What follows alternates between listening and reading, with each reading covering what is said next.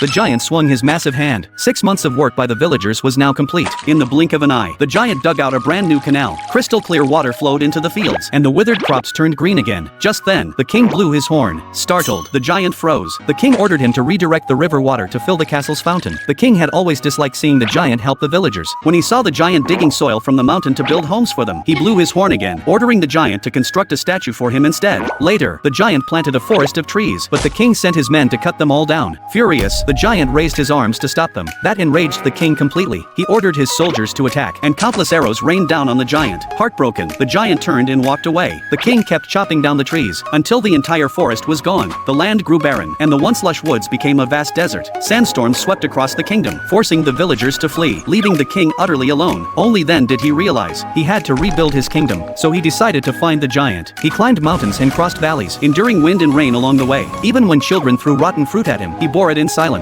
His only cloak was torn away by a fierce gust, and he looked as ragged as a beggar. Still, the king pressed on, and after a year of hardship, he finally found the giant. But when the giant looked at the weary man before him, he didn't recognize his old master. The king fell to his knees, offering his crown with both hands, and begged the giant to return with him. At that moment, he accidentally stepped on a tiny bouquet of flowers. The king bent down and gently picked it up. Seeing the sincerity in the king's heart, the giant reached out his hand. He took the king's hand in his, and together they returned to the ruined kingdom. Side by side, they planted new trees. Over time, the barren land flourished once more, and the kingdom was reborn in peace and green.